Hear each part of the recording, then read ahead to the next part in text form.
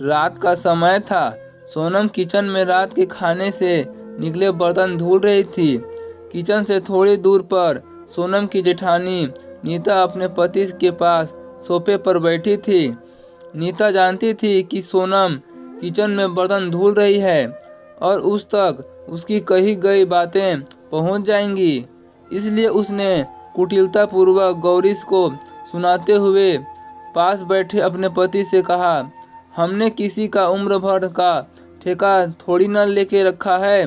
कुछ दिन तक वो यह सोचकर साथ दे दिया कि कुछ दिन बाद कहीं अपना रास्ता ढूंढ लेगी, लेकिन महारानी तो घर में पैर जमाए बैठी है। यह भी तो नहीं कि काम भी करती रहे, तो आदमी सोच ले कि चलो नौकरानी के पैसे तो बच ही जाएंगे। तो इन महारानी से ठीक से काम भी नहीं होता, बच्चे का बहाना लिए बैठ जाती है जैसे इनका बेटा ना हुआ, कहीं का राजकुमार हुआ। नीता के पति नीरज ने उनसे धीरे से कहा, धीरे बोलो, किचन में ही है सोनम, अभी सुन लेगी तो खामखा बात बढ़ जाएगी। नीरज ने जैसे आग में घी डाल दिया था। नीता ने इस बार पहले से भी अधिक तेज स्वर में सोनम को सुनाते हुए कहा, सुन ले, डर किस तो को पड़ा है। यहाँ ऐसे बेशर्म लोग हैं जिन्हें शर्म ही कहाँ है।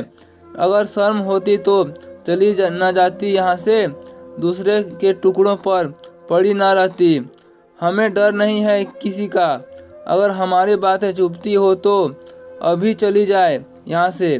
वैसे भी हमने किसी का उम्र भर का ठेका थोड़ी न लेके रखा है। उनके आदमी कौन सी बहुत बड़ी रकम छोड़ गए थे जिसे देखकर हमें संतोष मिलता रहे और महारानी के नखरे सहते रहें, बल्कि उनके आदमी का लेन देन तक तो हमें ही चुकाना पड़ता है। नीरज ने फिर से दबे हुए शब्दों से कहा, रहने दो, क्यों बात को आगे बढ़ा रही हो। जैसे ये शब्द बोलकर नीरज ने नीता को और उत्तेजित कर दिया था। नीता फिर से भड़कते हुए बोली, क्यों रहने दो जी, एक बार नहीं 10 बार बोलेंगे।